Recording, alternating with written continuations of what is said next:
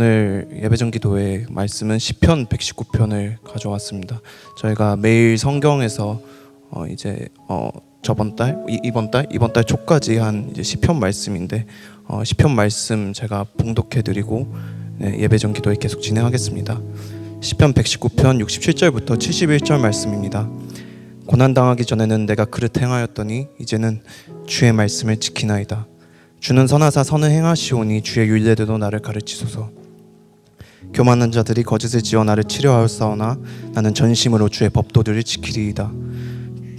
그들의 마음은 살져서 기름덩이 같으나 나는 주의 법을 즐거워하나이다.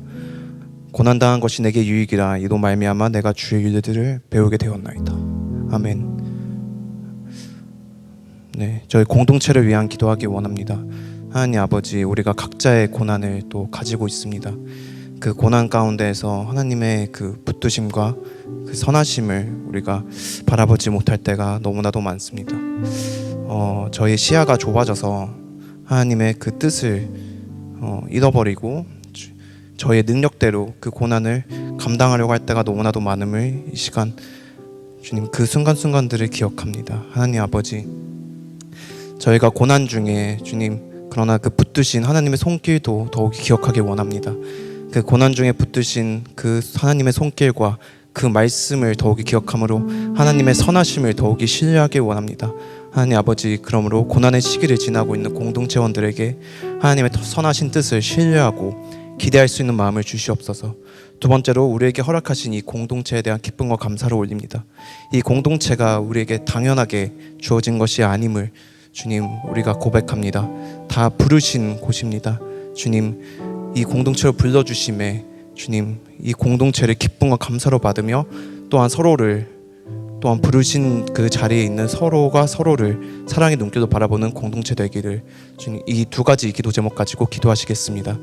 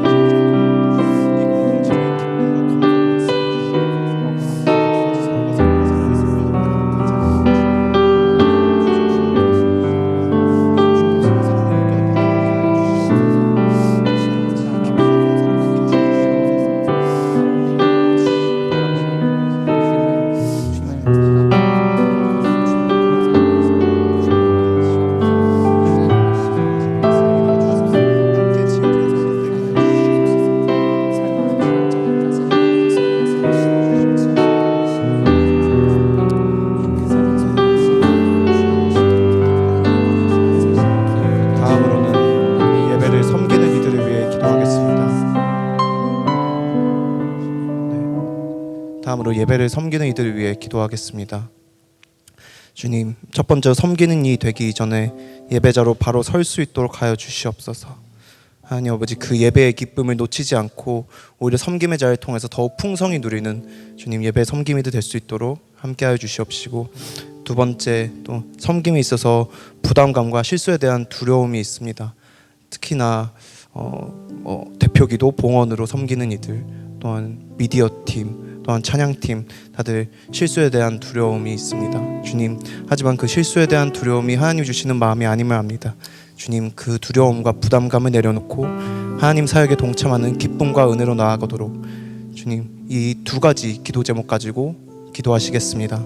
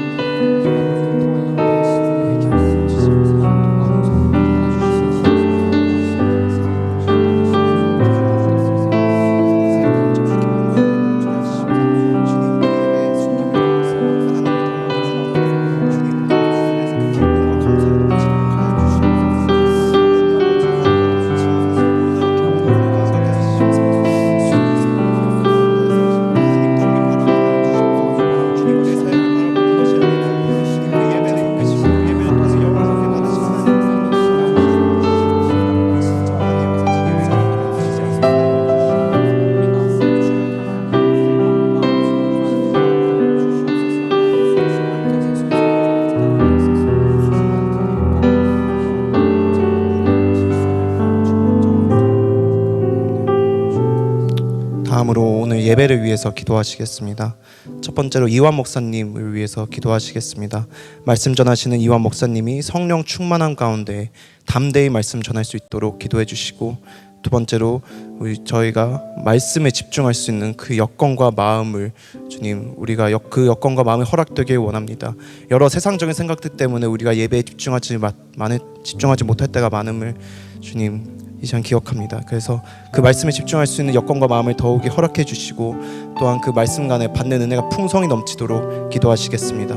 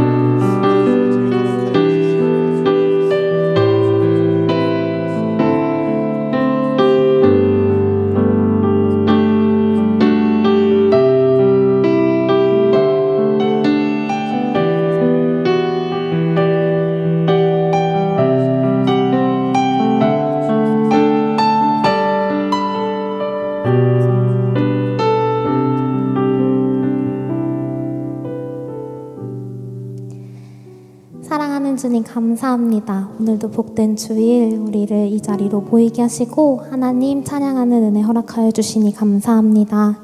주님, 우리가 오늘도 이 자리에 나올 수 있음이 우리의 힘이 아닌 오직 주님의 은혜임을 고백합니다. 우리의 삶의 참 주인 되시고 우리 공동체의 참 주인 되신 그 아버지 하나님만 높임 받으시는 이 시간 되길 원하오니 주님, 그 주님 앞에 나의 삶의 여러 고민들과 문제들, 주님 이 시간을 혼란스럽게 하는 나의 마음들도 모두 내려놓고 온전히 주님만을 바라보기 원합니다. 주님, 우리 안에 여러 생각들을 멈추게 하시고 온전히 주님만을 바라봄으로 인하여 주께서 주시는 참 평안과 기쁨이 우리를 압도하고 또 그 은혜로 우리가 또 한 주간 아버지께서 주신 그 삶의 자리를 살아낼 수 있는 은혜를 경험케 되기를 소망하오니 주님 이 시간 홀로 높임 받아주시고 우리의 예배의 참 주인 되신 그 하나님만 찬양할 수 있도록 인도하여 주시옵소서. 감사드리며 예수님의 이름으로 기도드립니다. 아멘. 다 함께 자리에서 일어나셔서 사도신경으로 예배 시작하며 나아가겠습니다. 전능하사 천지를 만드신 하나님 아버지를 내가 믿사오며 그 외아들 우리 주 예수 그리스도를 믿사오니 이는 성령으로 잉태하사 동정녀 마리아에게 나시고 본디오 빌라도에게 고난을 받으사 십자가에 못 박혀 죽으시고 장사한 지 사흘 만에 죽은 자 가운데서 다시 살아나시며 하늘에 오르사 전능하신 하나님 우편에 앉아 계시다가 저리로서 산자와 죽은 자를 심판하러 오시리라.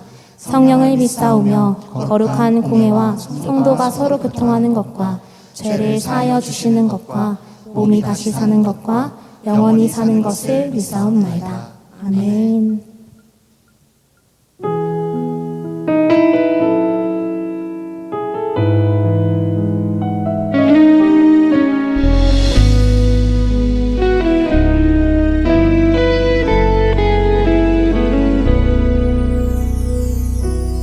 약할 때 강함 대신에 나의 보배가 되신 주 나의 모든 것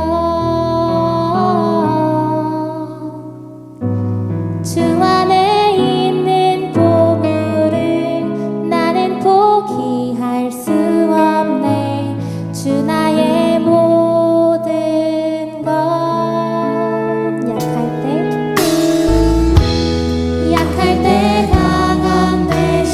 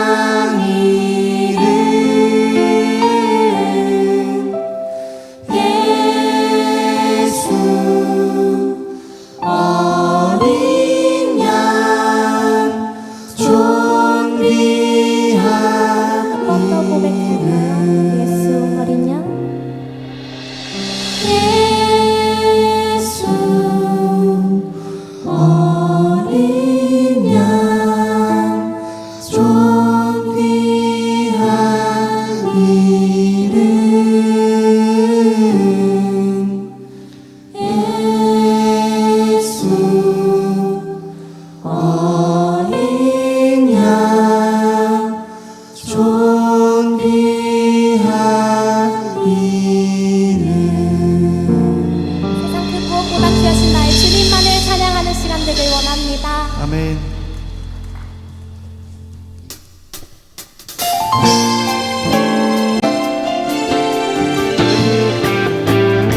오늘 우리의 참 기쁨 되시고 소망 되시는 그 주님만을 바라봅시다.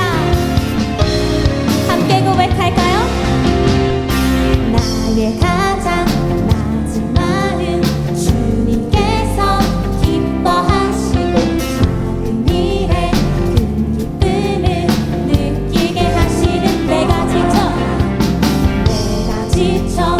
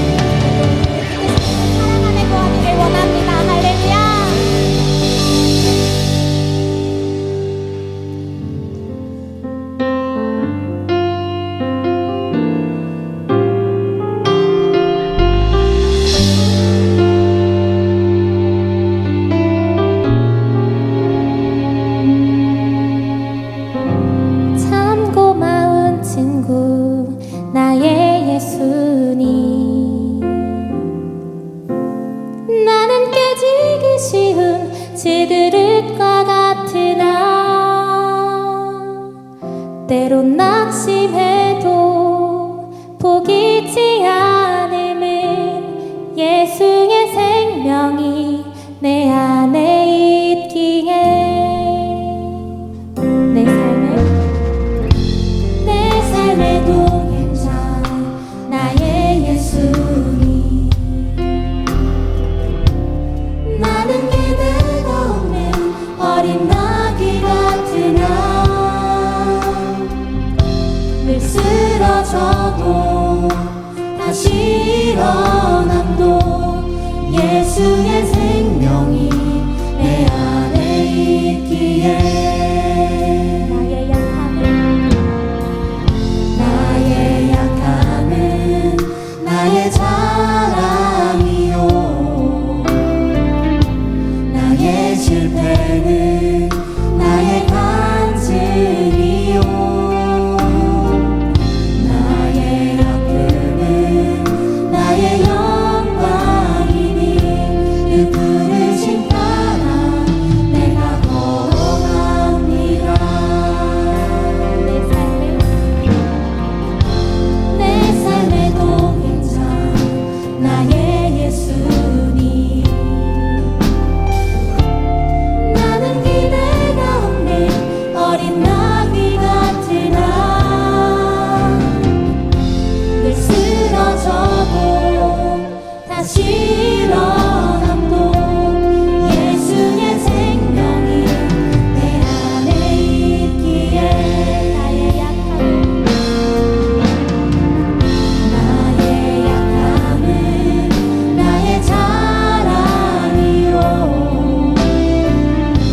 나의 실패는 나의 간증이요 나의 아픔은 나의 영광이니 그 부르심 따라 내가 걸어갑니다. 목소리 높여 고백합시다. 나의 약함은 나의 자랑이요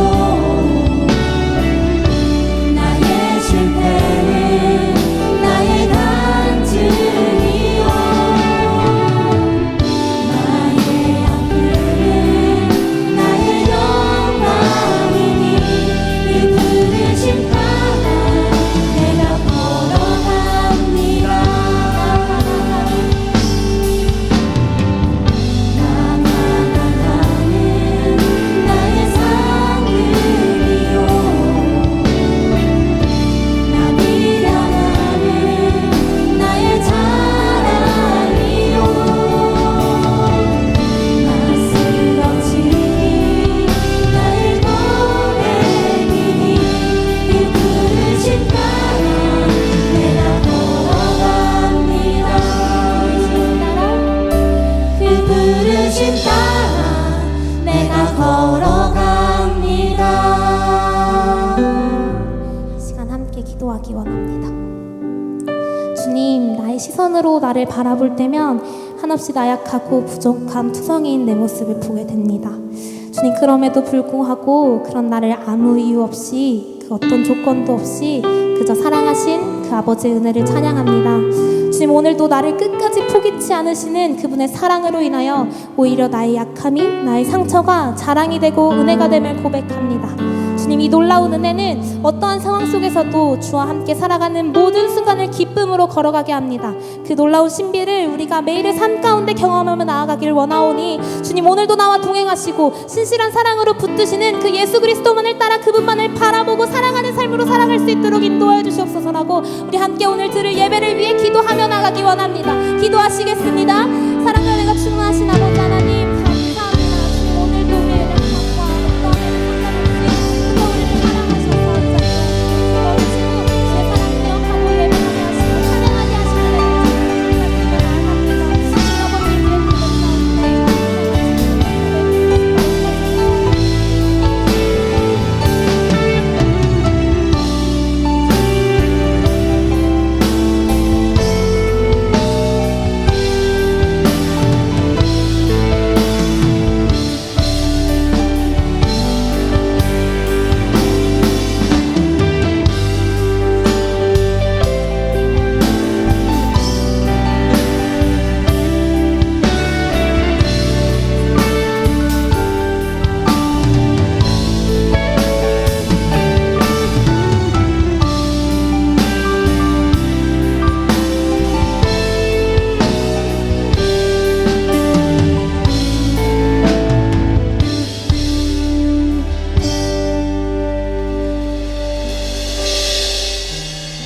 하나님 아버지, 점점 다가오는 여름을 느끼며 더워지는 날씨에도 간간히 비를 내려주셔서 더위를 식혀주시고 쾌적한 날씨를 허락해 주심에 감사합니다. 어느새 2025년이 절반이나 지나고 있는데 지금까지 우리와 함께 해주심에 감사드리며 앞으로도 계속해서 우리의 삶을 기억해 주시고 이끌어 가주세요. 하나님, 청년부 아울리치를 준비하고 있습니다. 올해에도 하나님께서 허락해 주신 덕분에 필리핀, 아이국, L국으로 아울리치를 갈 수 있게 되었습니다.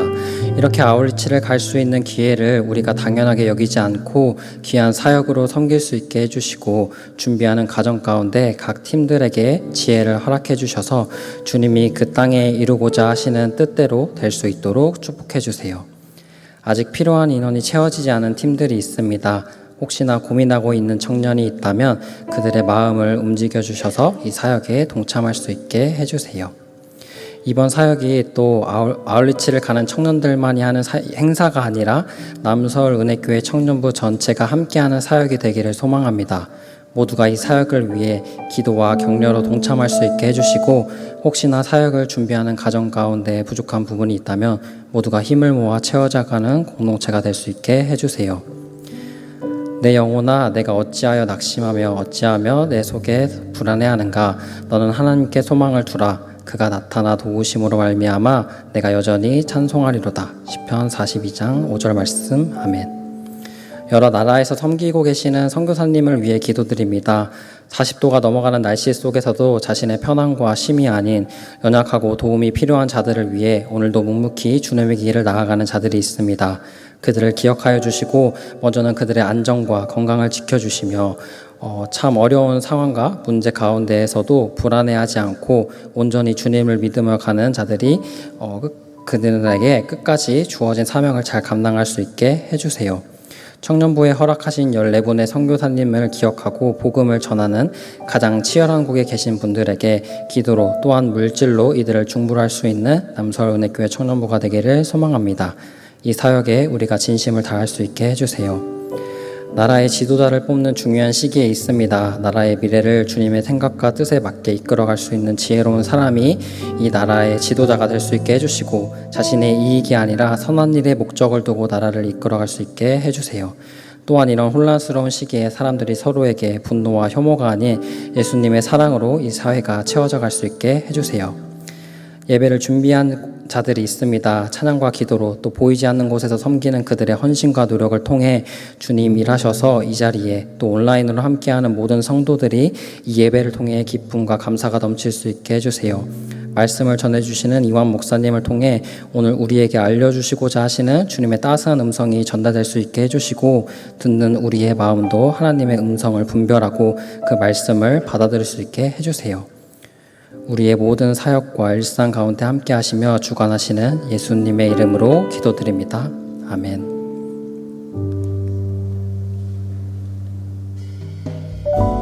한 주간 평안하셨나요? 5월 넷째 주 공동체 소식 전해드립니다. 오늘은 선교헌금 주일입니다. 2025년 우리에게 맡겨주신 선교 사역에 동참해주세요. 프레이온 안내입니다. 매주 목요일 저녁 9시 본당 5층 혹은 유튜브를 통해 송출됩니다. 함께 공동체를 위해 기도해요. 결혼 소식입니다. 92돌의 김정아 형제와 96돌의 최한나 자매의 결혼식이 5월 31일 낮 12시 미랄학교 도산홀에서 있을 예정입니다. 우리 교회에 등록하신 새 가족을 진심으로 환영합니다. 모두 박수로 환영해주세요. 우리 교회에 처음 방문하신 분들께서는 예배당 뒤편에 있는 새가족실로 방문해 주시면 자세한 안내를 받으실 수 있습니다. 자세한 내용은 주보를 참고해 주세요.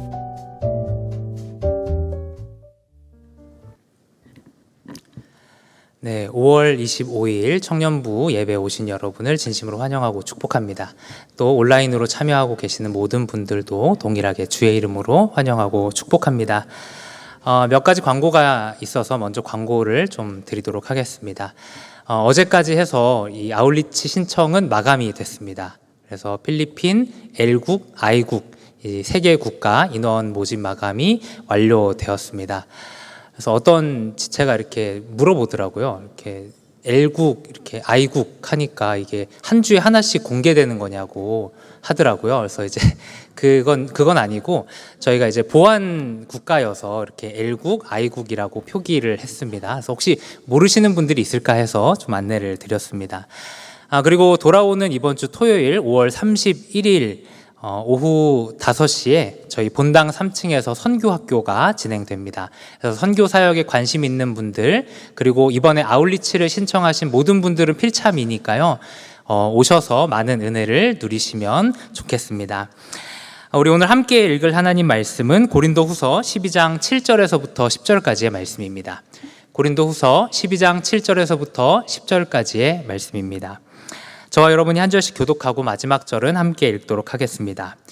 여러 계시를 받은 것이 지극히 크므로 너무 자만하지 않게 하시려고 내 육체의 가시 곧 사탄의 사자를 주셨으니 이는 나를 쳐서 너무 자만하지 않게 하려 하심이라. 내게 떠나가기 위하여 내가 3번 주께 강계하였다. 나에게 이르시기를 내 은혜가 내게 족하도다. 이는 내 능력이 약한 데서 온전하여 짐이라 하신지라. 그러므로 도리어 크게 기뻐함으로 나의 여러 약한 것들에 대하여 자랑하리니 이는 그리스도의 능력이 내게 머물게 하려 함이라. 그러므로 내가 그리스도를 위하여 약한 것들과 능욕과 궁핍과 박해와 곤고를 기뻐하노니 이는 내가 약한 그때에 강함이라. 아멘. 이 세상에서 고난이 없는 인생은 없는 것 같습니다. 그래서 믿는 사람이건 믿지 않는 사람이건 모든 사람이 고난을 겪으며 살아갑니다. 근데 이제 믿지 않는 사람과 또 믿는 사람은 고난을 대하는 태도가 좀 달라야 하는 것 같습니다. 그래서 믿지 않는 사람들은 갑작스럽게 찾아온 이 고난을 볼 때 정말 내가 재수가 없어서 이런 어려운 일들을 당했다. 내가 정말 운수가 나빠서 이런 일들을 당했다라고 생각을 하게 되죠. 그러나 그리스도인들인 우리는 고난을 좀 다른 방식으로 세상 사람들이 바라보는 것과 다르게 고난을 이해해야 할 것입니다. 우리는 흔히 고난을 이제 경험할 때 이것을 당한다 이렇게 표현을 하죠. 그러니까 고난을 당한다라고 하는 것은 고난이라고 하는 것 자체가 수동적이라는 의미를 갖고 있습니다. 그래서 예상하지 못한 때에 예상하지 못한 방법으로 찾아오는 것이 고난이지요. 그리고 우리는 그것을 거부할 수 없습니다. 그래서 이 고난을 당할 수밖에 없는 그런 삶을 살아가게 되죠. 근데 이것을 바꿔서 생각해 보자면 고난이라고 하는 것은 하나님의 능동적인 사역이다 이렇게 말할 수 있습니다. 그래서 고난이 당하는 입장에서는 수동적으로 당하는 것이지만 이것을 주시는 하나님 입장에서는 능동적으로 하나님이 고난을 주시는 하나님의 능동적 사역이라고 말할 수 있죠. 그래서 우리가 믿음 안에서 고백하는 것 중에 하나는 이런 것입니다. 하나님의 뜻이 없이는 하나님께서 계획하신 것을 벗어나서 다른 어떤 일도 일어나지 않는다라는 거죠. 우리는 이것을 섭리라고 이야기합니다. 그래서 이 세상에 일어나는 모든 일들, 크고 작은 모든 일들이 다 하나님의 선하신 뜻과 계획 안에서 일어나는 일들이지요. 이렇게 볼 때 우리가 당하는 모든 고난은 하나님께서 우리의 무언가 유익을 위해서 능동적으로 행하시는 일들입니다. 그러면 우리는 이 고난을 바라볼 때 단순히 이 고난을 어떻게 해결할까 이런 것도 너무 중요하지만 이 고난을 하나님이 왜 주셨을까? 이 고난을 통해서 하나님이 무엇을 하기 원하시는가? 이런 고난의 해결보다는 고난의 해석을 조금 더 관심 있게 보아야 할 것 같습니다. 그래서 하나님께서 나를 힘들게 하려고 주시는 문제가 아니라는 사실을 가지고 우리가 그런 관점으로 문제를 바라봐야 하죠. 근데 여기까지는 아마 다 동의하실 겁니다. 그래, 하나님이 뭔가 계획이 있으셔서 고난을 주셨을 거야. 이 고난을 통해서 배우는 게 있겠지라고 생각을 합니다. 근데 막상 고난을 당하면 어떻습니까? 계획이 있다는 건 알지만 이렇게 누구였죠? 그 권투 선수 중에 누구나 그럴듯한 계획을 갖고 있다. 얻어맞기 전까지는 이런 이제 이야기도 있잖아요. 그러니까 그런 것처럼 우리가 고난이 왔을 때 내가 이 고난을 한번 잘 뛰어 넘어가 보리라라고 생각하지만 막상 고난이 왔을 때 너무 힘든 것입니다. 그때 우리는 이렇게 생각이 들죠. 하나님께서 혹시 나를 버리신 건 아닐까? 하나님께서 혹시 내가 나를 미워하셔서 나에게 이런 어려움들을 허락하신 건 아닐까? 이런 생각들이 우리 안에 자연스럽게 일어납니다. 그리고 그 고난의 내용들을 볼 때 마치 내가 실패자가 된 것 같이 그렇게 여기기도 하지요. 우리가 이렇게 느끼는 것은요, 사실 고난에 대한 어떤 지식은 있지만 고난을 대하는 태도와 관점이 지극히 세상적이기 때문에 그런 것 같습니다. 그러니까 고난을 바라볼 때 복음이라고 하는 렌즈, 성경이라고 하는 렌즈로 바라봐야 되는데 이 고난을 해석하는 렌즈가 이 세상의 관점이라고 하는 렌즈로 보기 때문에 우리는 고난이 너무 어렵고 고난이 너무 고통스럽기만 한 것 같습니다. 우리가 살펴본 이 고린도 후서의 배경이 되는 고린도 교회 안에는 바울을 대적하는 사람들이 있었습니다. 그래서 그들은 바울이 전한 복음과 다른 복음을 전하는 사람들이었어요. 그래서 고린도 후서 말씀에 보면 그들이 다른 예수, 다른 복음을 전했다라고 말을 하고 있습니다. 이들이 이렇게 다른 복음을 전했던 것의 목적은 이들로 하여금, 성도들로 하여금 그리스도에게서부터 떠나게 만들어서 자기의 소유물로 삼는 것에 그 목적이 있다고 할 수 있습니다. 그리고 이들이 이들을 예수님에게서부터 떨어뜨려 놓는 방식 중에 하나는 뭐였냐면 진짜 사도였던 바울을 가짜로 매도하는 것이었습니다. 이들은 이렇게 주장을 했습니다. 바울을 보니까 바울이 글은 좀 쓰는데 바울이 좀 이렇게 말이 시원치가 않다 이러면서 바울의 언변에 대해서 언급을 합니다. 또 바울은 복음을 전한다고 하지만 복음을 전할 때마다 맨날 매 맞고 다니고 감옥에 갇히고 뭐 육체의 질병도 있고 이런 걸 보니까 사도가 아닌 게 분명하다 이렇게 주장을 하기 시작했습니다. 그러니까 이들의 머릿속에는 어떤 생각이 있는 겁니까? 진짜 사도라면 적어도 천사까지는 아니어도 그 정도 되는 급의 어떤 모습을 갖춰야 하는데 바울을 보니까 영 시원찮은 것이죠. 늘 고난과 가난 속에서 살아가는 바울을 보니까 이 사람은 사도가 아니다 라고 주장을 한 겁니다. 그러면서 이들은 자기들을 자랑하기 시작했습니다. 그래서 자기가 진짜 하나님의 사람인 것처럼 그렇게 성도들을 속이기 시작했습니다. 먼저 이들은 뛰어난 언변을 가졌습니다. 그러니까 막 설교할 때마다 막 빵빵 터트리는 거죠. 막 울리고 웃기고 뭐 이러면서 막 설교를 엄청 잘하는 겁니다.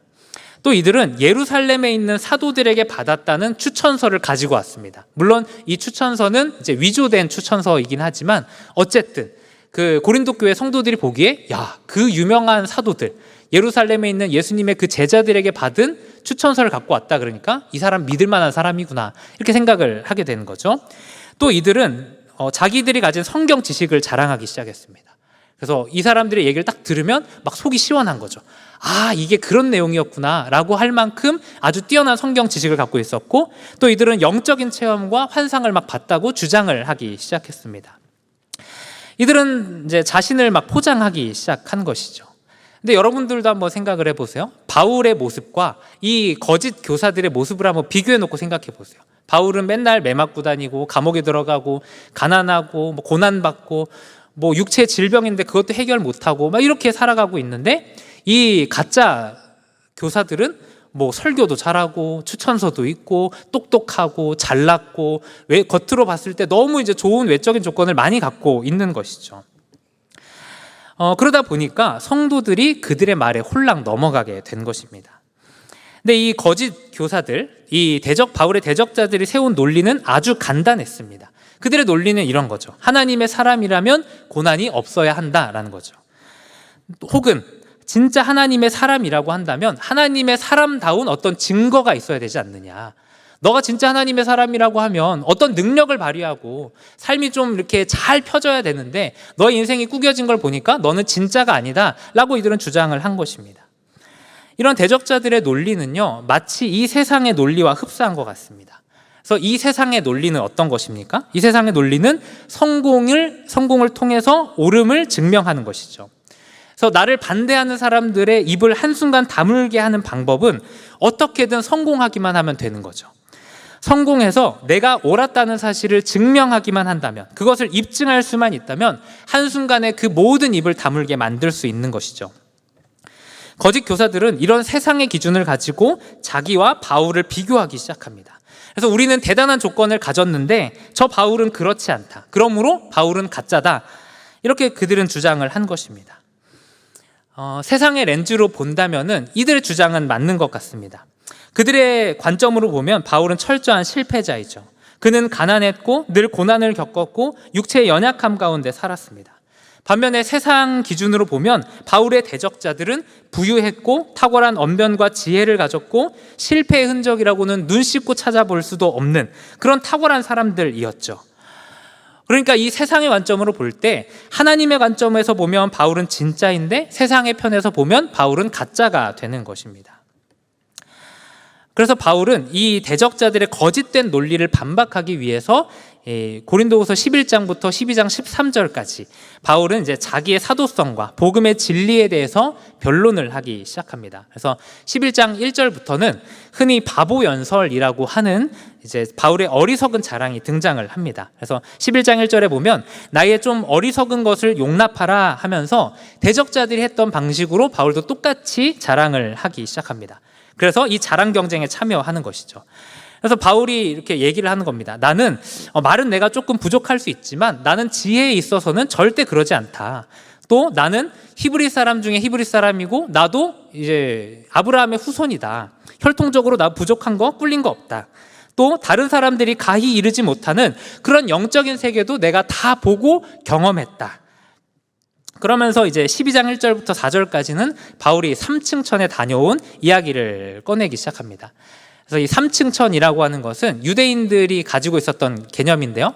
그 당시 사람들이 가지고 있었던 개념인데 하늘을 세 개로 나누는 겁니다. 그래서 1층에는 우리가 보는 대기권이 있는 거죠. 우리가 보는 그 하늘이 있는 겁니다. 그리고 2층에는 우주가 있습니다. 그래서 뭐 해와 달과 별이 있는 그 하늘을 이제 2층 하늘이고요. 또 세 번째 하늘은 어디냐면 하나님이 계신 그곳을 이제 셋째 하늘, 뭐 혹은 3층 천이라고 표현을 합니다. 근데 바울이 자기가 14년 전에 하나님의 성령에 이끌려서 이 3층 천을 보고 온 그 이야기를 이제 꺼내는 거죠. 내가 거기에 가서 정말 사람이 말로 표현할 수 없는 놀라운 역사들을 내가 보고 왔다. 내가 놀라운 말들을 듣고 왔다라고 하면서 바울도 자신의 이런 경험들을 자랑하기 시작합니다. 어리석은 자랑을 하기 시작하는 거죠. 물론 바울은 그들과 같은 방식으로 자랑을 하면서 자기를 뽐내려고 하는 의도는 없습니다. 또 이제 바울의 그 대적자들의 말에 발끈해가지고 내가 누군지 알아? 이러면서 자기를 자랑하는 것도 아닙니다. 바울 역시 대적자들처럼 외적으로 자랑할 것이 많이 있지만 자기는 그것을 자랑하지 않는다라는 것을 얘기하려는 것이죠. 그래서 고린도후서 12장 11절에 보면 이렇게 되어 있습니다. 내가 어리석은 자가 되었으나 너희가 억지로 시킨 것이니 나는 너희에게 칭찬을 받아야 마땅하도다. 내가 아무것도 아니나 지극히 크다는 사도들보다 조금도 부족하지 아니하니라 라고 말합니다. 그래서 이런 얘기인 거죠. 이런 어리석은 자랑을 했던 건 너네가 그런 거 좋아하기 때문에 너네한테 좀 맞춰보려고 얘기했던 거다. 나도 너희 귀를 좀 얻어보려고 한 얘기다. 나는 아무것도 아니지만 너희가 지극히 크다고 생각하는 그 예루살렘에 있는 사도들보다 조금도 부족한 것이 없는 사람이다 라고 이야기를 합니다. 그러면서 바울은요, 그때부터 바울의 진짜 자랑을 하기 시작합니다. 그래서 바울의 진짜 자랑은요, 외적인 어떤 조건에 있지 않았습니다. 그가 가지고 있는 어떤 지식, 히브리인이라고 하는 혈통, 자기가 경험했었던 영적인 놀라운 세계들을 바울은 자랑하지 않습니다. 도리어 바울은요, 9절에서 내가 나의 여러 약한 것들을 자랑하리니 라고 말을 하고 있습니다. 그래서 자신의 연약함을 드러내고 이것을 자랑하는 것이죠. 요즘 말에 이제 흔히 보법이 다르다 이런 표현이 있죠. 그러니까 바울은 이 대적자들과 보법이 다릅니다. 대적자들은 강함을 자랑했다면 바울은 약함을 자랑하죠. 그래서 이것은 당시 사람들의 어떤 사회적인 통념하고는 조금 맞지 않는 방식이었습니다. 그래서 오늘날에는 이제 겸손이라고 하는 것은 미덕 중에 하나이죠. 근데 당시 사람들은요, 겸손은 종이나 노예들이 주인 앞에서 자신을 낮추는 비굴한 어떤 행동으로 이해를 했다고 그래요. 오히려 자신을 어필하고 자신의 업적을 당당하게 드러내는 자기 어필을 하는 것이야말로 그것이 미덕이었던 사회였습니다. 그런데 바울은 그런 세상과는 완전히 다른 길을 걷죠. 자신의 약점을 드러내고 그 안에서 참된 자랑이 무엇인가, 그리스도인은 무엇을 자랑하며 살아가는 것인가 하는 것을 드러내 보여주고 있습니다. 바울이 이 세상의 흐름에 역행해서 이 자랑들을 할 수 있었던 것은 무엇이냐면 바울 안에 복음이 있었기 때문입니다. 그래서 이 팀 켈러 목사님이 이야기한 것처럼 복음은 우리에게 두 가지를 이야기해 주죠. 하나는 내가 하나님의 아들이 죽어주셔야 할 만큼 끔찍한 죄인이라는 사실을 우리에게 보여주고요. 또 하나는 내가 하나님의 아들이 죽어주실 만큼 사랑을 받는 하나님의 자녀라고 하는 사실을 우리에게 보여줍니다. 그래서 바울은 이 복음 안에서 자신을 높이지 않습니다. 왜냐하면 예수님이 죄인인 나를 위해서 죽어주실 만큼 실제로는 내가 하나님 앞에 정말 큰 죄인이라는 사실을 그가 분명히 알고 있기 때문이죠.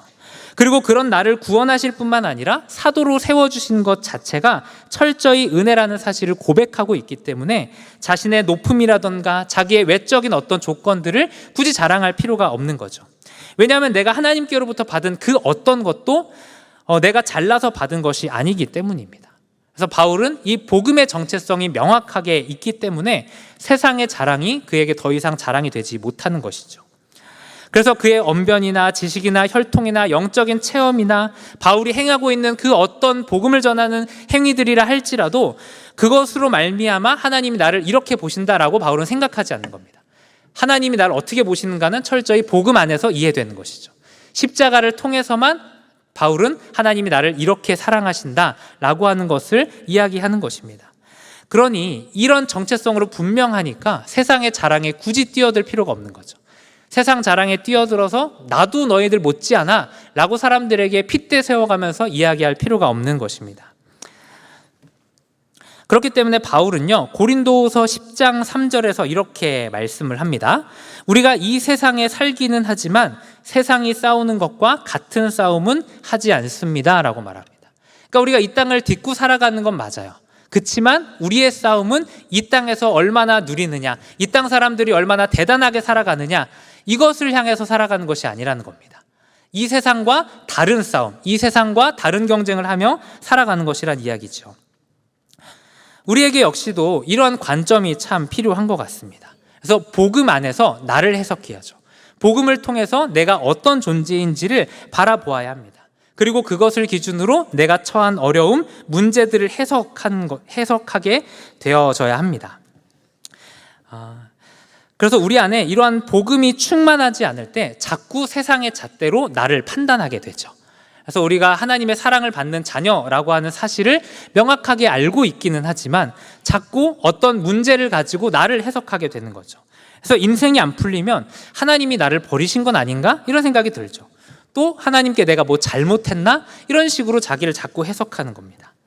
그래서 고난을 바른 방식으로 이해하지 못하고 이 고난 때문에 억울하고 괴롭고 고통스럽기만 하다가 인생이 끝나는 것이죠. 바울은 자신을 볼 때 이 세상의 관점이나 자기가 경험한 어떤 것들로 자신을 해석하지 않습니다. 철저하게 하나님의 시선, 복음이라고 하는 관점으로 자신을 해석하죠. 그래서 우리는 이 말씀을 통해서 바울이 그럼 가시를 어떻게 해석했는가, 자신의 인생 가운데 있는 그 어려움을 과연 어떤 자세와 어떤 태도로 바라보고 이것을 그의 삶 가운데 채워냈는가 하는 걸 좀 살펴보려고 합니다. 먼저 첫 번째는요, 계시와 가시는 같이 가는 것입니다. 우리 고린도후서 12장 7절 말씀 한번 같이 읽어보도록 하겠습니다. 시작. 여러 계시를 받은 것이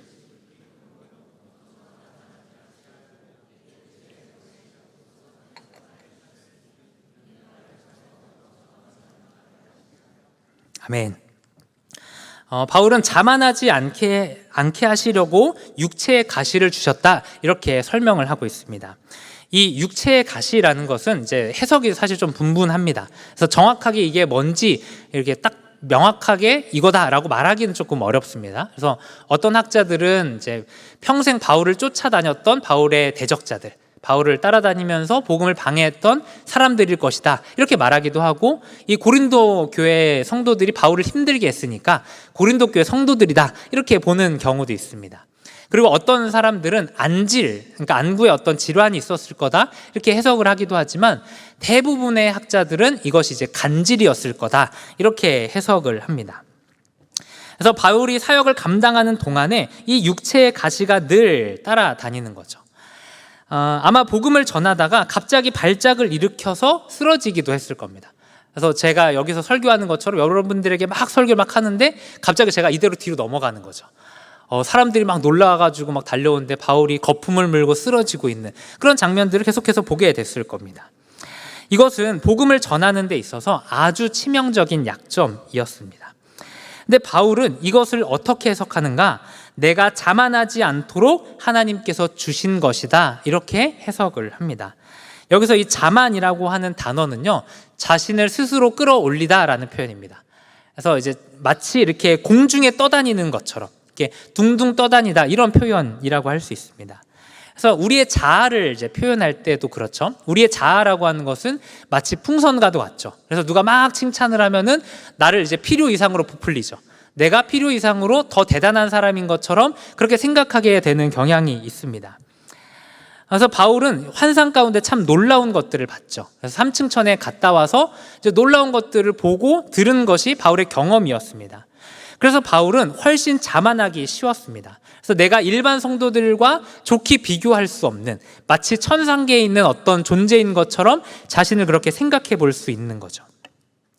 그렇기 때문에 하나님께서 하신 일이 무엇인가? 그 계시로 말미암아 공중에 둥둥 떠다니고 있는 그 바울을 이 땅에 가시로 박아 넣으신 것이 하나님의 일이었다라는 것입니다. 그래서 그가 자만하다가 자기의 삶을 망치지 않도록 하나님께서 그를 보호하시는 장치가 바로 가시였다는 것이죠. 이렇게 보면 계시와 가시는 언제나 같이 주어집니다. 그래서 외우기 쉽죠? 계시와 가시. 네, 계시와 가시는 언제나 같이 주어지죠. 만약에 가시가 없었다면 바울은 교만하기 짝이 없는 사람이 되었을 겁니다. 하나님께서 필요하기 때문에 주신 계시였지만 그 계시만 있다면 바울은 분명 망가진 인생을 살았을 겁니다. 그 계시로 말미암아 자기 자신을 과하게 자랑하고 아마 이 대적자들과 마찬가지로 이 자랑 경쟁에 뛰어들었을지도 모릅니다. 그렇기 때문에 하나님께서는 가시를 바울에게 허락해 주신 거죠. 제가 이제 설교 때도 종종 이야기를 했지만 저는 되게 불우한 환경에서 자랐습니다. 그래서 뭐 어렸을 때부터 형의 죽음을 경험하기도 했고, 또 질병의 고통으로 이제 뭐 불치병이라고 했는데 하나님의 은혜로 나았지만 어쨌든 큰 이제 병을 겪기도 했습니다. 또 깨어진 가정에서 자랐고요. 왕따도 당했고, 뭐 우울증도 있었고, 자살 충동도 느꼈고, 뭐 여러 가지 이렇게 힘든 일이 참 많이 있었습니다. 여러 어려움들을 참 겪으면서 살았어요. 그리고 그 문제들을 다 지나고 나서도 여전히 꼬리표처럼 저를 쫓아다녔던 것 같습니다. 그래, 나는 어렸을 때 참 힘들게 자랐어. 나는 부모님도 이혼했고, 뭐 왕따도 당했고, 막 이러면서 이런 것들이 저의 삶에서 늘 꼬리표처럼 따라다니면서 저를 괴롭게 만들었습니다. 그래서 누가 뭐라고 하진 않았지만 저 스스로가 그런 환경에서 자랐다는 것이 너무 부끄럽고, 이런 모습이 너무 저 스스로도 되게 싫었던 기억이 납니다. 근데 목사가 된 지금에 와서야 그때 받은 상처, 그때 박힌 가시가 좀 이해가 되는 것 같아요. 제가 이제 요셉부에 있을 땐 잘 몰랐는데 이 청년 일부에 올라오니까 문제가 다양한 거예요. 문제가 너무 다양해요. 가지고 있는 어려움도 너무 다양하고 그 어려움의 크기도 너무 이렇게 깊고 어려웠던 것 같습니다. 근데 제가 신방을 하면서 느낀 거는 제가 이해하지 못할 어려움이 거의 없다라는 거였어요. 그래서 막 어떤 친구가 요즘 막 마음이 너무 이제 우울하고 우울증 약을 먹고 있어요. 근데 제가 우울증을 경험해 봤으니까 그 심정이 너무 이해가 되는 거예요. 그래서 너무 뭐 하기 힘들고 맨날 잠밖에 안 와요. 너무 이해가 되는 거예요. 제가 잠밖에 안 잤거든요. 그러니까 그런 것들을 제가 보면서 내가 이런 어려움들을 겪었으니까 이 사람들의 이런 어려움들이 너무 이해가 되는 거죠. 그러면서 제 안에 이들을 향한 긍휼의 마음이 생겨나기 시작했습니다. 왜냐하면 제가 아파봤기 때문에, 나도 그런 일들 때문에 많이 힘들어 봤기 때문에 저 친구가 왜 저렇게 행동을 할 수밖에 없는지 너무 이해가 되는 거죠. 그래서 제 안에 박혔던 이 가시가 청년들을 이해하는 데 너무 큰 도움이 됐습니다. 근데 이제 설교를 준비하면서 내가 어렸을 때 그렇게 가시 박혔던 게 너무 다행이다, 이런 생각이 들었어요. 왜냐하면 제가 사실 원리와 원칙을 되게 중요하게 여기는 사람이기 때문입니다. 제가 겉보기와는 다르게 되게 좀 깐깐하고 꼬장꼬장한 스타일입니다. 그래서 제가 남서울은혜교회 지원할 때 이렇게 목사님이 질문을 하셨어요. 청년들에게 가장 중요한 게 뭐라고 생각합니까? 이랬을 때 제가 원리와 원칙이 가장 중요합니다, 이렇게 얘기를 했던 사람이에요. 그러니까 원칙주의자인 게 이제 저의 모습이라는 거죠. 그렇게 이제 원리와 원칙을 중요하고 또 이런 걸 엄청 따지는 사람이 바로 저였습니다. 근데 만약에 제가 가시는 없고 이런 분명한 기준만 가지고 살았다면 어떻게 됐을까요? 아마 저는 되게 날카로운 사람이 되었을지 모릅니다. 제가 이제 농담으로 공의의 이환이라는 표현을 썼는데 진짜 그런 사람이 됐을지도 모릅니다. 성도들이 어려움을 볼 때마다 긍휼함과 사랑으로 그들을 대하기보다는 원리와 원칙으로 무장해서 당신 이렇게 행동해야지, 당신 이렇게 하면 될 거야 라고 하는 그런 이제 정말 밥맛 떨어지는 그런 사람이 되었을지도 모르죠. 그러나 어렸을 때 박혔고 또 아직도 빠지지 않았던 그 가시가 저로 하여금 자만하지 않게 만들었습니다. 그리고 이 가시 때문에 저는 사람들을 더 이해하게 됐고 사람들을 더 용납하게 되었습니다. 바울 역시 계시만 있고 가시가 없었더라면 그는 대적자들처럼 자신의 잘난 것들을 자랑하는 그런 사람이 되었을 겁니다. 그리고 성도들을 바라봤을 때 긍휼의 눈으로 바라보기보다는 판단하고 정죄하는 시선으로 바라보았을지도 모르죠. 사람을 이렇게 코끝으로 보는 거죠. 코끝으로 보는 거 아세요? 이렇게 코끝으로 이렇게 보는 거죠. 그런 사람이 되었을지도 모르겠습니다. 그러나 바울이 가진 그 육체의 가시가 그로 하여금 자만하지 않고 겸손하게 교회를 섬기는 그런 은혜의 도구로 사용이 된 것이죠. 여러분들의 삶에 있는 가시들은 어떤 것입니까? 어떤 상황일 수도 있고 어떤 사람일 수도 있죠. 여러분들의 마음 가운데 깊이 박혀가지고 빠지지 않는 그 가시. 가시가 박혔을 때 잘 보이지도 않지만 계속 따갑고 아프고 신경이 쓰이죠. 그래서 잊을만 하면 생각나고 잊을만 하면 이게 이제 욱신욱신 거려서 여기 가시가 박혀 있구나 라고 생각나게 만드는 그 가시들은 무엇입니까? 우리는 이 가시들을 생각을 참 많이 하는 것 같아요. 내 삶에 이런 아픔이 있었어. 나의 과거에 이런 어려움들이 있었어. 우린 이런 방식으로 계속해서 이 가시들을 묵상합니다. 그렇지만 우리가 진짜로 바라봐야 하는 건 뭐냐면 이 가시가 나의 삶에 무엇을 만들었는가 하는 것이죠. 이 가시로 하여금 내가 어떤 사람이 되었는가, 이 어려움이 나를 어떤 인격과 어떤 성품과 어떤 믿음을 가진 사람으로 탈바꿈하게 만들었는가 하는 것들을 살펴보아야 합니다. 그리고 거기에 집중해야 하는 것이죠. 두 번째로 우리는요, 가시를 품고 살아야 합니다. 바울은 자기가 자만하지 않도록 하나님께서 가시를 주셨다는 사실을 분명하게 인식했습니다. 가시 때문에 충분히 힘든 것도 경험했고요. 이제 바울은 더 이상 자만하지 않을 자신도 있었을 것 같습니다. 근데 하나님께서 그의 가시를 제거해 주지 않으시는 겁니다. 가시를 그에게 계속 두시고 거기에 계속 찔리게 하시는 하나님을 그가 경험한 것이죠. 제가 이 가시를 간질일 거라고 이야기를 드렸는데 사실 이게 복음을 전하는데 별로 이렇게 도움이 되지 않습니다. 복음의 능력이 있습니다 이러면서 복음을 막 전하는데 갑자기 뒤로 넘어가는 거예요. 그러면 여러분 이 내용을 듣는 사람들이 어떻게 생각하겠어요? 복음의 능력이 있다면서, 복음 안에 정말 하나님의 능력이 있다면서 근데 네 병은 왜 못 고치냐? 너가 그러고도 사도냐? 라고 사람들이 생각할 수 있겠죠. 또 이 가시로 말미암아 대적자들이 자꾸 꼬투리를 잡는 거야. 저렇게 자기 질병도 해결 못하는데 무슨 놈의 사도야? 라고 하면서 계속 이 대적자들이 공격하는 공격 포인트가 되는 것이죠. 그렇기 때문에 이 가시를 제거해 주시기를 하나님 앞에 간절히 기도합니다. 아마 바울은 이렇게 기도했을 것 같아요. 하나님, 제가 자만하지 않도록 이 가시 주신 거 맞죠? 제가 이제는 알겠습니다. 제가 더 이상 자만하지 않을 테니까 이 가시를 좀 없애주십시오.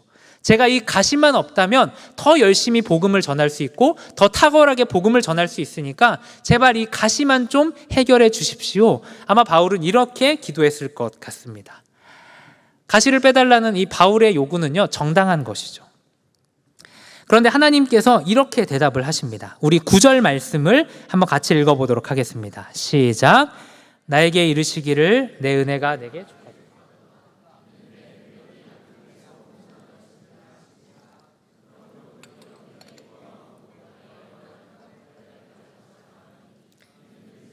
여기 내게 머물게 하려 함이라. 아멘.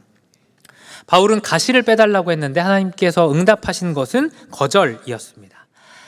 이 부분이 참 인상 깊습니다. 그래서 바울은 가시의 의미를 아주 잘 해석했어요.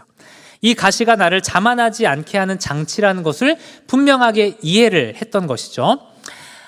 그러면 하나님께서 그래, 정답이다, 아주 잘했다 이러면서 가시를 슉 하고 뽑아주셔야 할 것 같은데 하나님께서 그렇게 하시지 않았다는 겁니다. 우리는 종종 어떤 문제를 만날 때 이렇게 생각을 하죠. 그래, 내가 하나님의 마음을 이해했고 내가 하나님이 원하시는 어떤 정답에 도달하면 하나님께서 이 문제를 해결해 주실 거라고 우리는 쉽게 생각을 합니다. 근데 제가 저의 인생을 통해서 여러 가지 임상을 겪어본 결과 문제에 대한 답을 안다고 문제가 해결되지는 않는다는 것을 많이 경험을 했습니다.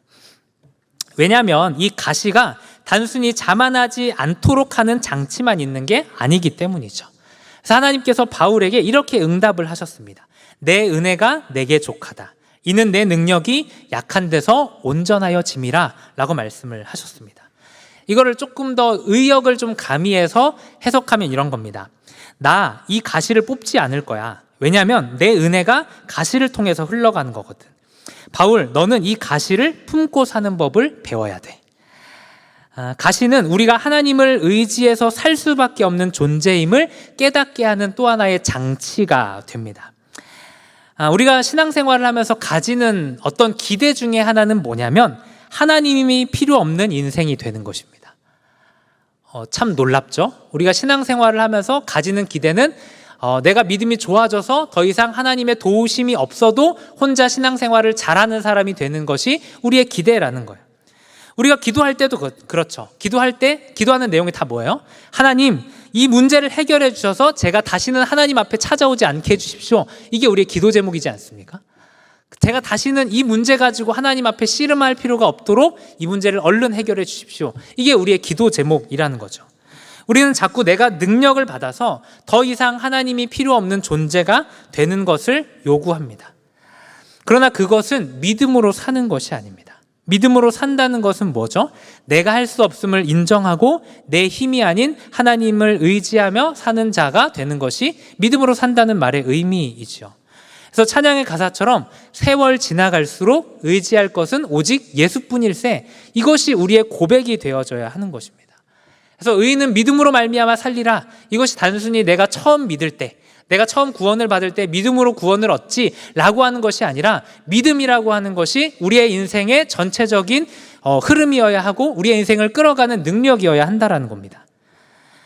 만약 바울의 인생 가운데 가시가 없다면 그는 하나님의 은혜를 구하지 않았을지도 모릅니다. 그래서 우리가 성경을 통해서 보는 바울의 모습은 어때요? 아주 의지가 강한 사람이죠. 바울은 한다면 하는 사람이지 않습니까? 아마 바울은 딱 이제 의지를 딱 발동해서 기도 딱 하면 이제 새벽 기도 딱 하고 하루도 빠지지 않고 기도할 수 있죠.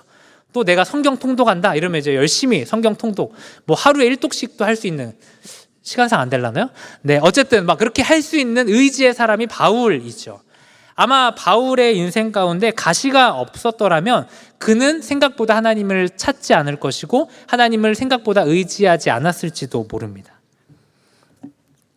그러나 바울에게 박혀서 빠지지 않는 그 가시 때문에 바울은 자신의 연약함을 더 보게 됐고 매 순간 하나님을 의지할 수밖에 없는 자가 된 것이죠. 저는 한번 이런 생각을 해봤습니다. 바울은 이제 평생 설교를 했고 복음을 전했으니까 아마 별로 설교 준비 별로 안 해도 되고 뭐 이렇게 복음을 전할 준비 별로 안 해도 될 것 같아요. 마치 이렇게 전도폭발 훈련을 받아갖고 이렇게 툭 찌르면은 혹시 삶의 만족도 몇 점이십니까? 이렇게 딱 나오면서 막 복음이 이렇게 술술 나오는 그런 사람이었을 것 같아요. 아마 눈 감고도 설교하고 복음 전할 수 있었을 겁니다. 그런데 간질이라고 하는 이 가시가 있었기 때문에 바울은 설교하고 전도할 때마다 아마 매 순간 긴장했을 것 같아요. 아마 이렇게 기도하지 않았을까요? 하나님, 제가 설교를 해야 되는데, 제가 복음을 전해야 되는데 이 간질병이 튀어나오지 않게 하나님 좀 막아주세요. 이러면서 바울이 하나님 앞에 철저히 기도하며 성령의 도우심을 간절히 구하는 사람이 되지 않았을까, 이런 생각을 해봅니다. 하나님께서 우리의 인생 가운데 가시를 제거해 주지 않으실 때가 있습니다.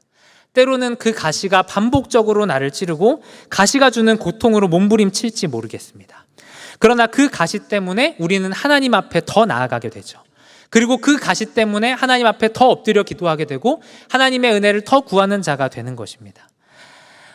만약 우리는 이 가시가 없었더라면 하나님께 붙어있지 않을 사람들이죠. 여러분들의 인생을 한번 생각해 보세요. 하나님께서 어떤 고난을 주시지 않았더라면, 여러분들이 이 자리 가운데 과연 몇 명이나 붙어 있으셨겠습니까? 제가 요셉부 사역자를 좀 그래도 이렇게 했는데, 요셉부 이렇게 하는 친구들의 고백이 항상 그런 거예요. 내가 이 시간을 지나지 않았더라면 예수님 안 믿었을 거다, 이런 얘기들을 참 많이 합니다. 오히려 내가 너무 힘들고 어려웠기 때문에, 의지할 때가 하나님밖에 없기 때문에 하나님 앞에 나와서 기도했고, 그 과정을 통해서 하나님을 만나게 된 거죠.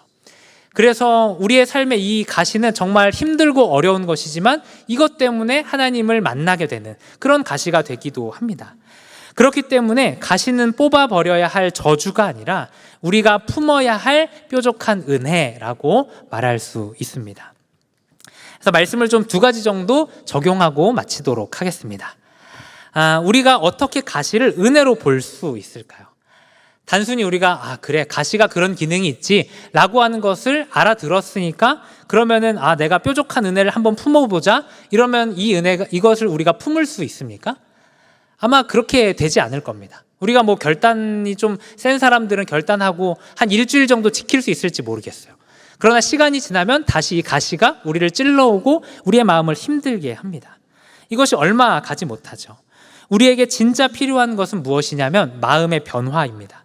우리의 마음이 바뀌지 않으면 우리는 이 가시를 품지 못합니다. 이것이 비록 은혜라는 사실을 안다고 할지라도 이것을 품어낼 수가 없는 것이죠. 우리의 마음이 변화되고 또 가시를 품기 위해서는 2가지를 해야 합니다. 제가 말하는 2가지가 뭘까요? 아시겠죠? 네, 말하지 않아도 기도와 말씀이라는 것을 여러분들은 아실 겁니다. 제가 이렇게 적용하면 할 얘기가 이거밖에 없어요. 사실 기도해라, 말씀 봐라, 이거밖에는 할 수 있는 얘기가 없죠. 왜냐하면 다른 어떠한 방법도 우리를 변화시킬 능력이 있는 것은 없기 때문입니다. 우리가 어떤 결단을 하고 어떤 다짐을 한다고 그것이 우리의 믿음을 끌어갈 수 있는 것이 아닙니다. 우리의 믿음은 하나님께서 은혜 주셔야만 유지될 수 있는 것이기 때문에 그렇습니다. 그래서 우리는 늘 말씀을 봐야 하고 늘 기도할 수밖에 없는 것이죠. 먼저 첫 번째로는요, 하나님의 선하심을 말씀을 통해서 보아야 합니다. 복음은 우리에게 하나님이 무한히 선하시며 우리를 향한 선하신 뜻을 갖고 계시다는 것을 이야기해주고 있죠. 그래서 아까 성현 형제가 예배전 기도회 때 말씀을 가지고 이야기했는데, 하나님은 선하사 선을 행하시오니 라는 말씀처럼 말씀을 통해서 우리가 볼 수 있는 하나님의 모습은 어떠한 것인가? 하나님은 선하신 분이시고 선을 행하시는 하나님이라는 겁니다. 그래서 로마서 8장 31절부터 32절 말씀은 이렇게 이야기합니다. 그런즉 이 일에 대하여 우리가 무슨 말을 하리요? 만일 하나님이 우리를 위하시면 누가 우리를 대적하리요? 자기 아들을 아끼지 아니하시고 우리 모든 사람을 위하여 내주신 이가 어찌 그 아들과 함께 모든 것을 우리에게 주시지 아니하겠느냐라고 말씀합니다. 하나님께서 자기 아들을 아끼지 않고 내어주셨습니다. 그런 하나님께서 우리에게 무엇을 아끼실까요? 또 우리에게 좋은 것을 왜 안 주시겠습니까? 하나님은 언제나 가장 선하고 가장 좋은 것을 우리에게 주시는 분이십니다. 때로는 그것이 육체의 가시일지도 모릅니다. 그러나 하나님께서 그 가시를 주실 때 우리더러 고생하라고 이 가시를 주신 것이 아니죠. 그것이 우리의 삶에 유익하기 때문에, 그것이 우리의 영적인 교만과 나 스스로 살아갈 수 있다고 생각하는 불신앙적인 태도를 물리치는 길이기 때문에 하나님은 이 가시를 우리에게 주신 것입니다. 제대로 된 믿음은요, 돌파하는 믿음이 아니라 받아들이는 믿음이다, 이런 이야기가 있습니다. 그래서 나에게 진짜 필요한 것을 나는 모르지만 하나님이 아신다고 하는 사실을 알고 그것을 진짜로 믿는 믿음이 진짜 좋은 믿음이죠. 그래서 하나님을 향한 최고의 사랑 고백은 무엇이냐면, 이해되지는 않지만 하나님께서 선하시다는 사실을 믿고 의지하는 것입니다. 그리고 하나님의 일하시는 때를 기다리는 것, 이것이 하나님을 향한 가장 최고의 믿음의 고백이고 사랑의 고백입니다. 그래서 이러한 믿음은요, 수동적이지만 아주 능동적인 믿음이죠. 그래서 기다린다 이러면은 아주 수동적인 믿음이지만 하나님께서 일하실 것을 믿고 하나님께서 역사하실 것을 믿고 기다리는 믿음이기 때문에 수동적이지만 아주 능동적인 믿음이라고 할 수 있죠. 그래서 내 인생이 어디로 갈지 나는 알지 못하지만 하나님은 아신다는 사실을 바라보는 것입니다. 그래서 내가 당장 하나님의 뜻을 모른다 할지라도 괜찮은 것이죠. 아니 영영 모른다 할지라도 나는 하나님의 선하심을 의지하며 하나님께서 오늘도 나를 이끌어 가시는 그 믿음의 길을 나는 따라가리라 라고 고백할 수 있는 것이 바로 믿음이라는 것입니다. 그래서 우리는 하나님이 무한히 선하시다는 사실을 사람들에게 들어서가 아니라 내가 눈으로 말씀을 봄을 통해서 이것을 깨달아야 합니다. 그래서 백날 설교를 듣고 하나님이 선하시다고 이 앞에서 목회자가 목이 터져라 외친다 할지라도 여러분이 말씀을 펴서 읽지 않으면, 또 여러분들이 말씀을 찾아서 읽지 않으면 여러분들은 그저 소문으로 하나님의 사랑을 아는 것에 지나지 않습니다. 하나님께서 주신 러브레터가 있죠. 성경이라고 하는 하나님의 사랑의 편지가 있죠. 근데 자꾸 우리는 다른 사람들에게 이야기를 들어서 하나님은 사랑이시대 라는 것을 이렇게 건너 소문으로, 풍문으로 자꾸 듣습니다. 그러나 그런 방식이 아니라 여러분들이 직접 펴서 성경을 읽음을 통해서 하나님이 나를 어떻게 사랑하시는가, 얼마나 사랑하시는가, 왜 사랑하시는가 하는 것들을 말씀을 통해서 늘 살펴봐야죠. 그래서 여러분들에게 권면하기는 성경책을 덮여진 책으로 만들지 마시기를 바랍니다. 덮어놓고 믿는 것은 믿음이 아닙니다. 펴놓고 믿는 것이 진짜 믿음입니다. 우리는 성경을 통해서 하나님의 선하심을 깊이 묵상해야 합니다. 특별히 우리는 날마다 복음으로 계속 돌아가야 하죠. 십자가는 우리가 최악의 조건 가운데에서도 하나님은 선하시다, 하나님은 선을 만드실 수 있다라는 것을 우리에게 보여주죠. 우리가 죄인 되었을 때, 우리가 하나님과 원수 되었을 때 하나님이 우리를 사랑하셔서 그 아들을 십자가에 못 박으셨다라는 것을 복음을 통해서 끊임없이 이야기하고 계시죠. 그런 하나님이 내 삶을 끌어가고 계신다면 그 아들을 주시기까지 나를 사랑하시고 나를 향해 선한 계획을 갖고 계시는 그 하나님이 나의 인생의 주인이시고 그분이 나를 끌어가고 계신다면 내가 처한 현실이 어떻다 할지라도 하나님은 그래도 선하시다, 내가 이해하지 못한다 할지라도 하나님은 완전한 뜻과 계획을 갖고 계신다, 우리는 그렇게 고백할 수 있는 것입니다. 둘째로 우리는 기도해야 합니다. 바울은 기도의 과정을 통해서 가시를 감사할 수 있게 되었습니다. 이전까지 바울을 짓누르고 괴롭게 했던 가시였습니다. 이 가시만 없다면, 이 가시만 뽑아진다면 내가 정말 행복할 것이다, 이렇게 여겼던 가시였습니다. 그런데 하나님께서 이 가시를 해석하는 은혜를 주시자 바울은 도리어 그 가시를 크게 기뻐하고 자신의 여러 약한 것들을 자랑할 수 있는 자가 되었죠. 저는 이것을 해석의 은혜라고 설명하기를 좋아합니다. 우리의 인생 가운데 풀리지 않는 문제, 해결되지 않는 그 어려운 문제들이 있습니다. 그런데 하나님께서 어느 순간인가 그 문제를 해석해 주시는 순간들이 있죠. 하나님께서 우리의 마음에 딱 깨닫는 은혜를 주실 때 우리가 어떤 것들을 경험합니까? 우리의 마음에 말할 수 없는 하나님의 평안이 임하는 것들을 경험하죠. 그래서 그 가시가 여전히 있고 그 가시가 여전히 나를 찌르고 있지만, 해결되지 않는 그 문제가 여전히 어렵지만 하나님께서 위로부터 주시는 그 평강이 우리에게 임하는 것입니다. 그래서 문제가 해결되어서 오는 것이 아니라 문제가 해석되어서 오는 하나님의 평안이라는 거죠. 중요한 것은 우리가 가만히 앉아 있는다고 해석의 은혜가 주어지는 것이 아니라는 겁니다. 언제나 이 해석의 은혜는요, 기도의 과정을 통해서 주어지는 것입니다. 바울 역시 가시를 없애주시기를 3번 간절히 기도했습니다. 딱 3번만 기도했다라는 것이 아니라 바울이 아주 간절히 기도했다는 것을 묘사하는 표현이죠. 예수님께서 십자가를 지시기 전날 밤 간절히 기도하셨다, 이거를 3번 간절히 간구하셨다는 것으로 표현하죠. 그것과 마찬가지로 바울은 간절히 기도합니다. 이 가시를 없애주시기를, 이 가시를 가지고 하나님 앞에 씨름을 하면서 간절히 기도를 했습니다. 그리고 그 기도의 응답으로 해석의 은혜가 그의 마음에 부어지게 됐죠. 제가 믿는 것은 하나님은 우리에게 자기 자신을 숨기는 분이 결코 아니라는 겁니다. 하나님은 자기를 드러내기를 기뻐하시는 하나님이시죠. 마치 부모가 어린 자녀와 숨바꼭질을 할 때 이 자녀가 절대 못 찾도록 이 악물고 숨지 않고 자녀가 찾을 수 있는 공간에서 어떻게 보면 힌트를 막 주면서 자녀를 기다리고 있는 부모처럼, 그래서 자녀가 그 부모를 발견했을 때 그 발견하는 것이 부모의 기쁨이 되는 것처럼 하나님 역시도 우리가 하나님의 뜻을 알기를 원하십니다. 하나님 역시도 우리가 기도를 통해서 하나님의 마음과 하나님의 뜻을 알기를 원하십니다. 그래서 우리를 날마다 기도의 자리로 초청하고 계시죠. 우리가 어떤 어려움, 어떤 문제가 있는지를 알지만 그럼에도 불구하고 나와서 하나님께서 주시는 이 해석의 은혜를 받으라고 우리를 기도의 자리로 날마다 초청하시죠.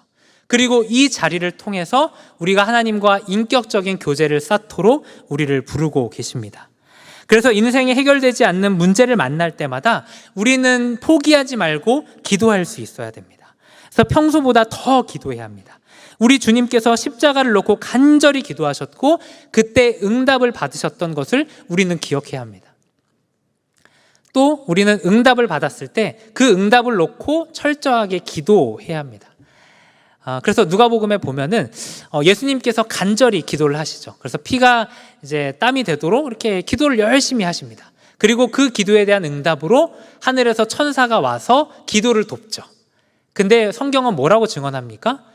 예수께서 더 힘써 기도하시더라, 이렇게 말씀을 하고 있죠. 하나님께서 우리의 삶에 해석의 은혜를 주실 때가 있습니다. 근데 해석의 은혜를 주신 것으로 마무리하지 마시고 그 해석의 은혜를 주신 것을 붙들고 더 하나님 앞에 간절히 기도하면서 하나님, 제가 이것을 바울과 같이 감사할 수 있는 자리로 나아가게 해주십시오. 제가 이것을 품을 수 있는 자가 되게 해주십시오. 우리는 이렇게 기도해야 할 것입니다. 설교를 결론 내리도록 하겠습니다. 찬양팀 올라와 주시고요. 하나님께서는 우리에게 의미 없는 고난이나 어려움들을 절대 주지 않으십니다. 언제나 우리에게 꼭 필요한 은혜만을 주십니다. 때로는 그 은혜가 너무 뾰족해서 그 은혜에 찔려서 아프기도 하고 또 상처가 나기도 합니다. 그러나 그 아픔이 나를 살리는 아픔이고 나로 하여금 하나님만을 의지하게 하는 아픔이라는 사실을 기억하시고 어렵지만 그 가시를 품고 가시로 인해서 하나님만을 더욱 의지하는 저와 여러분이 되기를 간절히 소망합니다. 그래서 우리가 이 시간 같이 찬양하며 나아갈 때는 거친 길 위를 걸어갈 때도 라는 찬양을 함께 부르면서 나아가기를 원합니다. 그래서 우리가 어떤 어려움을 만난다 할지라도, 우리 앞에 험한 산이 우리를 가로막는다 할지라도 빛 대신 주님께서 우리를 붙들고 계십니다. 그 주님만을 의지하며 나아가겠다고 결단하면서 우리 시간 함께 찬양하며 나아가도록 하겠습니다. 모든 것 아시는 주님, 나의 맘의 연약함 보시고 부족한 그 모습대로 주님 마음에 새겨주시네.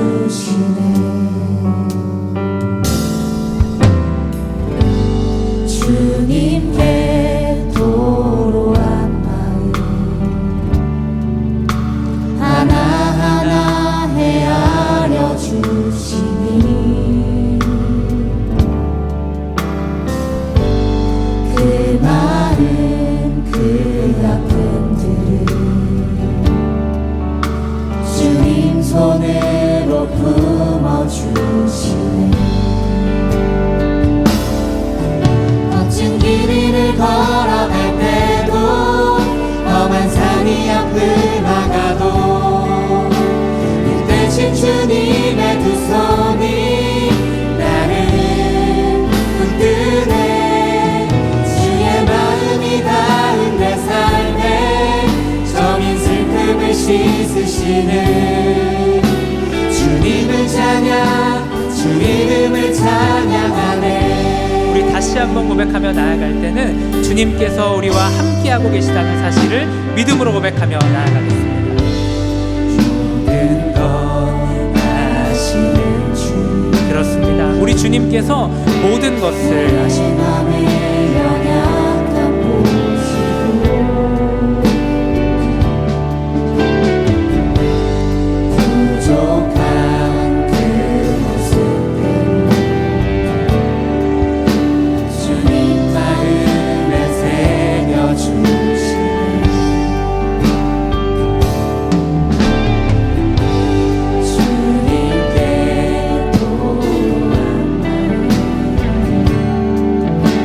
하나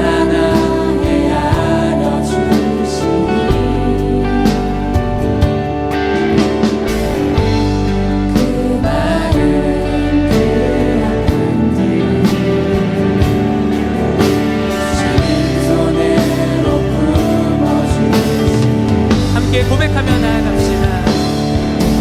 거친 길 위를 걸어갈 때도 험한 산이 앞을 막아도 그 대신 주님의 두 손이 나를 끄네. 주의 마음이 닿으면 삶에 저민 슬픔을 씻으시는 주님을 찬양, 주 이름을 찬양하네. 거친 길을 걸어갈 때도 거친 길을 걸어갈 때도 험한 산이 앞을 막아도 그렇습니다. 그 대신 주님의 손이 우리를 오늘도 붙들고 계십니다. 주의 마음이 닿은 내 삶에 저민 슬픔을 씻으시는 주님을 찬양, 주 이름을 찬양. 우리 마지막으로 고백하며 나아갑시다.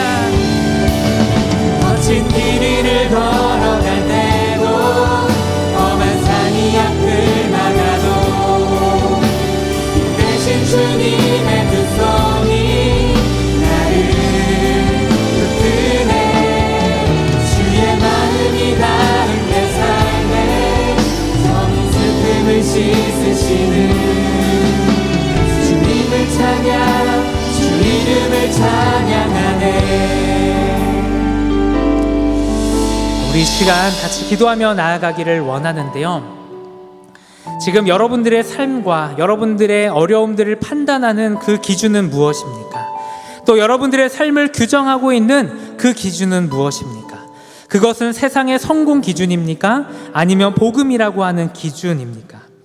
우리는 하나님의 시선으로 나의 삶을 바라보아야 합니다. 우리 이 시간 같이 기도하며 나아갈 때 하나님, 우리가 세상의 기준으로 나의 어려움과 나의 문제와 나의 가시들을 바라보는 것이 아니라 하나님의 기준으로 나의 삶을 바라보게 하여 주시옵소서. 하나님 안에서 우리의 기준이, 우리의 자랑이 변화되는 이 시간이 되기를 원합니다. 하나님, 복음 안에서 우리를 발견하고 복음으로 나를 해석할 수 있는 믿음이 하나님 우리의 삶 가운데 부어지게 하여 주시옵소서. 우리 이러한 기도 제목 가지고 함께 기도하며 나아가도록 하겠습니다. 사랑과 은혜가 풍성하신 하나님 아버지, 이 시간 간절히 기도하며 나아가기는 하나님, 이 세상의 기준으로, 이 세상의 성공이라고 하는 가치 기준으로 나를 판단하지 않기를 원합니다. 하나님, 오직 하나님의 시선으로, 하나님의 기준으로 나를 바라보게 하여 주시옵소서. 하나님, 그렇게 할 때 우리의 실패가, 우리의 연약함이 하나님 부끄러운 것이 아니라 하나님 앞에서 도리어 우리의 인생의 자랑이 되는 줄 믿사오니 하나님의 시선으로 우리의 삶을 끊임없이 바라보며 이것을 통하여 우리의 삶을 바라보며 이것을 통하여 우리의 모습들을 해석할 수 있는 그 은혜가 우리의 가운데 부어지게 하여 주시옵소서. 하나님, 그리하여서 우리의 삶 가운데 있는 그 문제들, 그 어려움, 그 가시들이 더 이상 부끄러운 수치가 되지 않게 하시고 이로 말미암아 하나님께 나를 붙들어내는 하나님의 은혜로 바라볼 수 있는 그러한 은혜가 우리의 마음 가운데 부어질 수 있도록 하나님 역사하여 주시옵소서. 하나님, 우리의 인생 가운데 있는 가시들이 너무도 고통스럽고 괴롭습니다. 그러나 주님, 이것이 하나님의 은혜로 해석되어지는 은혜가 우리의 삶 가운데 부어지기를 원합니다. 하나님의 은혜로 가시를 바라볼 수 있게 하여 주시옵소서. 하나님의 은혜의 빛 아래에서 우리의 삶 가운데 어려움들을 바라보게 하시고 그것들로 우리의 삶을 해석할 수 있는 그 은혜가 우리의 삶에 부어지고 아버지여 역사하시고 은혜를 베풀어 주시옵소서. 이 가시들을 통하여 오직 주님을 바라보며 우리의 인생의 모든 자랑이 무너질 수 있도록 아버지 역사하시고 은혜를 베풀어 주시옵소서. 주님의 도우심을 간절히 구하오니 주님 역사하시고 은혜를 베풀어 주시옵소서.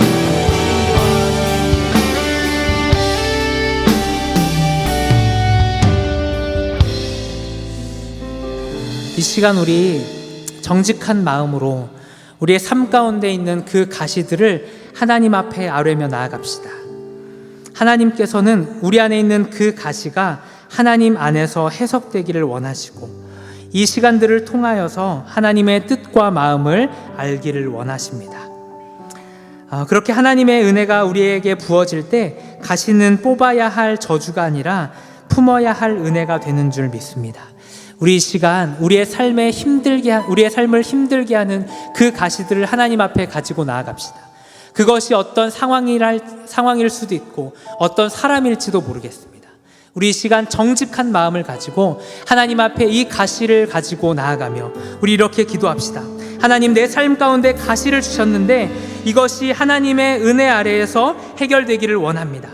하나님, 이 가시를 주신 하나님의 뜻과 마음이 무엇인지를 깨닫는 은혜를 우리에게 허락하여 주시옵소서. 우리 이러한 기도 제목 가지고 함께 기도하며 나아가도록 하겠습니다.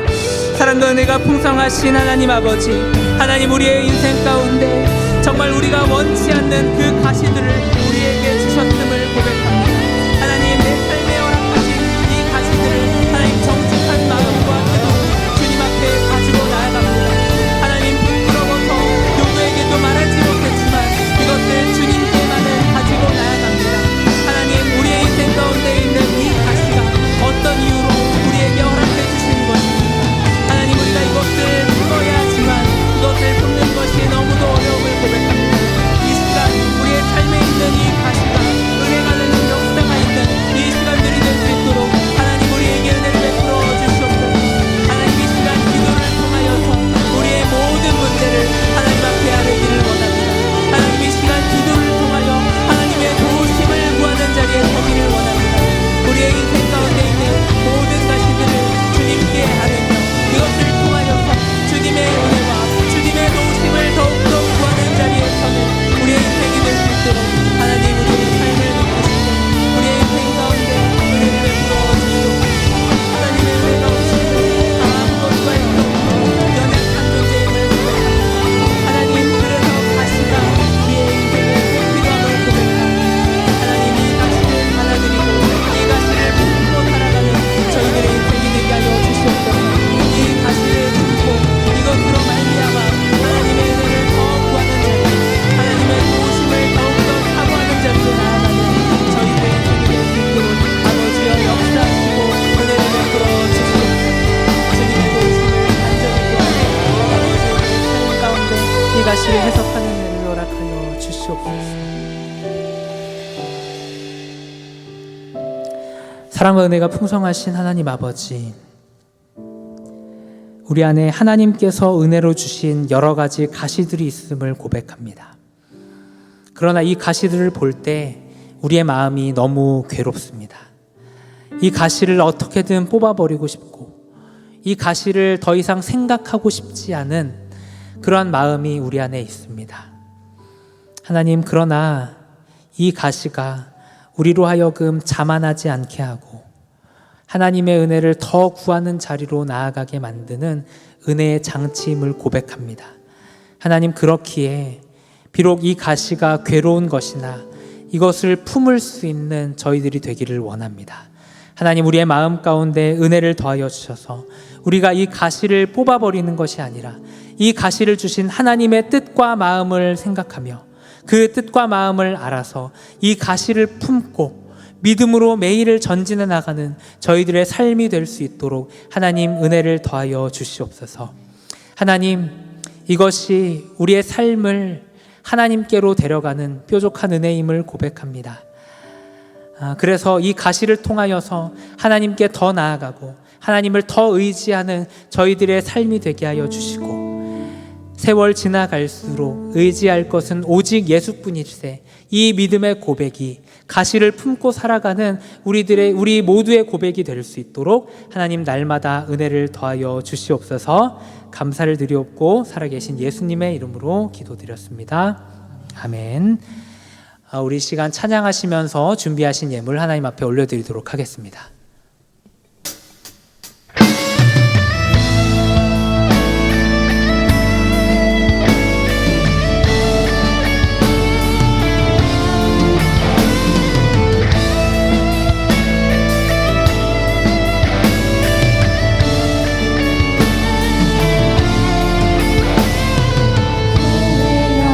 일어나라, 주께서 부르시니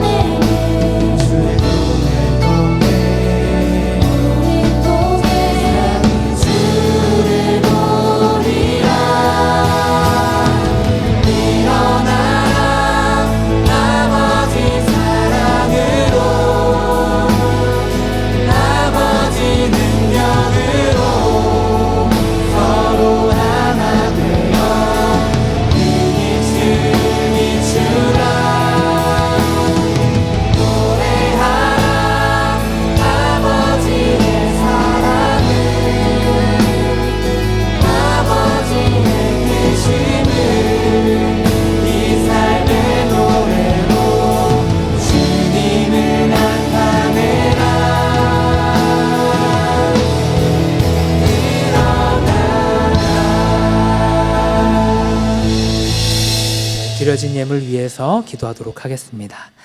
사랑과 은혜가 풍성하신 하나님 아버지, 오늘도 하나님 앞에 드릴 것이 있음에 감사를 드립니다.